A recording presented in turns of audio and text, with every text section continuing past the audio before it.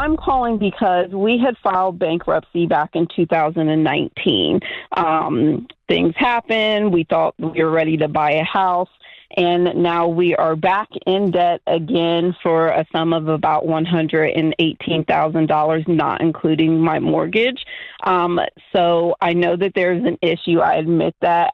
I don't know where to go from here because there's a lot of things that I've done that my husband's not aware of. And I just want to get out of this cycle because I'm done. Wow. That's got to be kind of scary. It's very scary. Yeah. So what is it you've done your husband doesn't know about? I've opened like credit cards. I have a total of like 18 credit cards. I have Why? a total of... What are you doing with them? If I can be completely honest and vulnerable, when we bought this house, I felt that I needed new things. We are the poster child of trying to impress people and wanting to have nice things and do nice things. And we put on this front like we have all of this money. And would it be okay really to say that that's you, not we? Yeah, that's a you. I will say it's both of us. He just doesn't know. He thinks because I make a lot of money that we just So he's not involved in the finances? At all.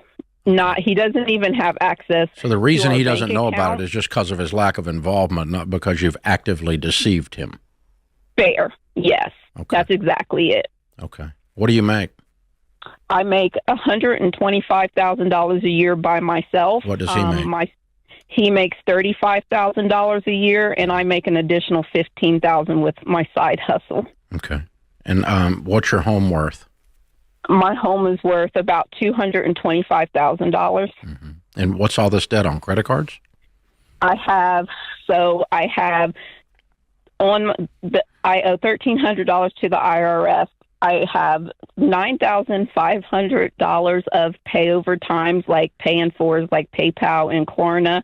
I have $16,000 in like online loans, like Prosper. We have a $40,000 car loan, and then $45,500 is credit cards. Okay. All right. And you guys are 55?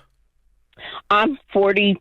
My birthday's in a couple weeks. I'll be 43 and he'll be 45. Okay. All right. Cool. All right.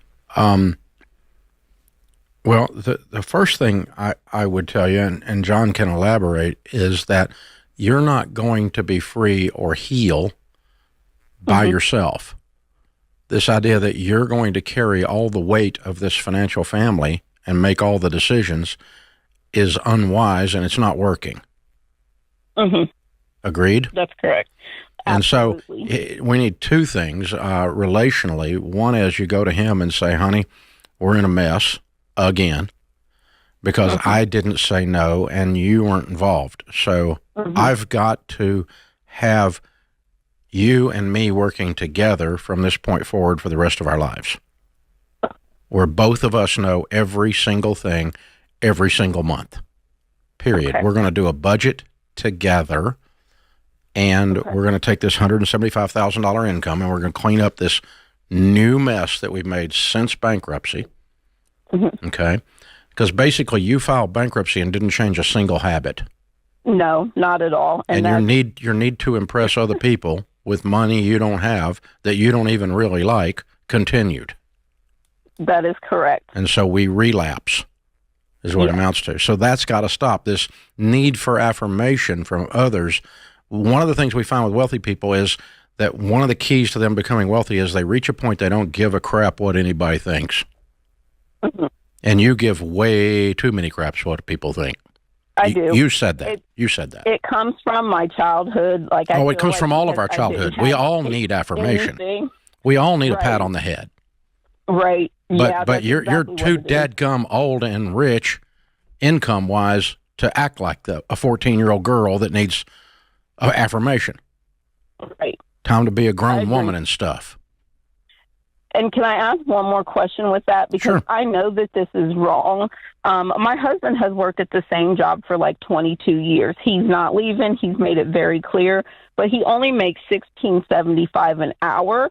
And so part of me, again, I know this is wrong. I get angry with him and sometimes tend to blame things on him, like, well, it's your fault, you're not doing your part, so I feel like I do this because I do what I have to do. How can I get over that? I know that is not right, and it's a separate issue, isn't it? Yeah, you're looking to blame. Don't do that.